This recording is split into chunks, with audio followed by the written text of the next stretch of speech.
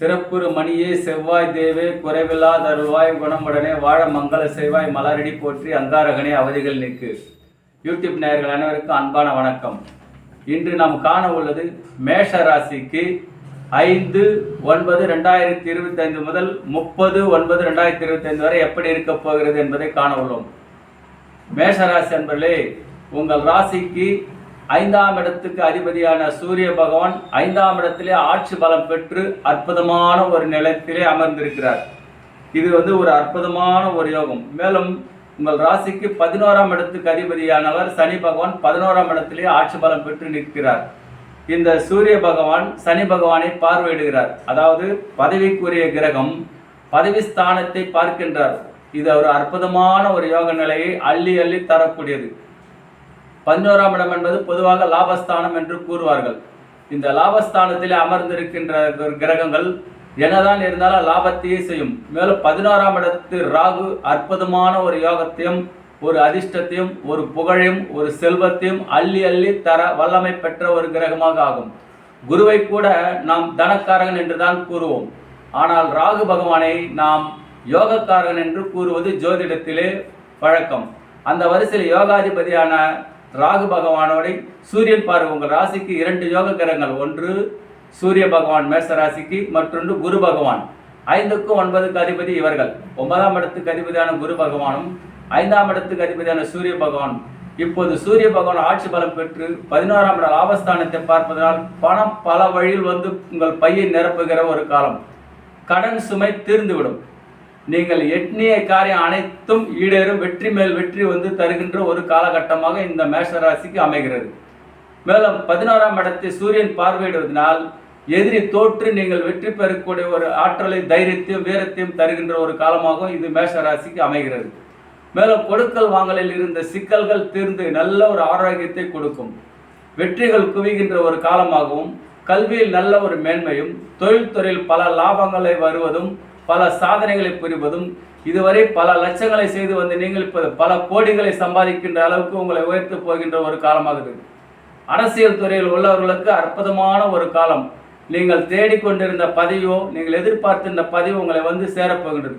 வெகுஜன தொடர்பு, வெளிவட்டார பழக்க வழக்கங்கள், வீரதீர செயல்கள் அற்புதமான ஒரு நிலைப்பாட்டில் அற்புதமான ஒரு நிலையை தரப்போகின்ற ஒரு காலம்.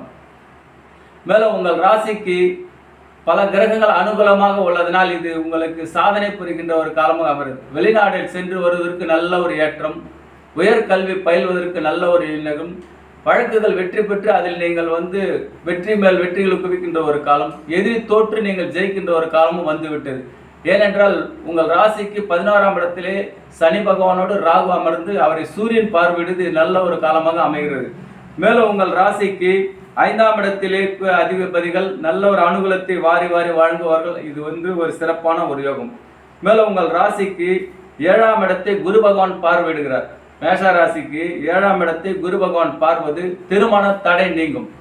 ஏனென்றால் குருவின் பார்வை துலாம் ராசிக்கு கிடைப்பதனால் மேஷத்துக்கு 7ஆம் இடம். நீண்ட நாட்களாக திருமணம் தள்ளி தள்ளி போய்கின்றிருந்தவர்களுக்கு, ஆண் பெண் இருபாளர்களும் இப்போது மணமாலை சூடுகின்ற ஒரு காலம் வந்துவிட்டது. அதேபோல் திருமணமாகி புத்திர பேர் இல்லாதவர்களுக்கு 5ஆம் இடத்திலே சூரிய பகவான் புத்திர பாக்கியம், ஆண் வாரிசு கிடைக்கின்ற ஒரு காலமாக அமைகிறது.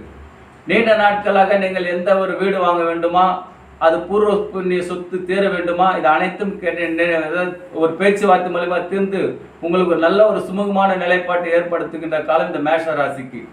மேலும் ஒன்றுக்கும் மேற்பட்ட தொழில்களும், உடல் ஆரோக்கியம் தருவதும், புதிய ஃபேக்டரி அல்லது புதிய வண்டி வாங்குதல் அல்லது புதுசாக நீங்கள் என்னென்ன நினைத்தீர்களோ அதை அடுத்து நடக்கின்ற ஒரு காலமாக அமைகிறது. நீண்ட நாள் திட்டமிட்டு வச்சிருக்கு, இதை வாங்க வேண்டும், இந்த பொருளை வாங்க வேண்டும். நீங்கள் என்னென்ன கனவுகள், அதாவது 5ஆம் இடம் எண்ணங்கள் ஈடரும். நீங்கள் என்னென்ன கனவு கண்டீர்களோ அத்தனையும் நனவாக போகின்ற ஒரு காலமாக அமைகிறது.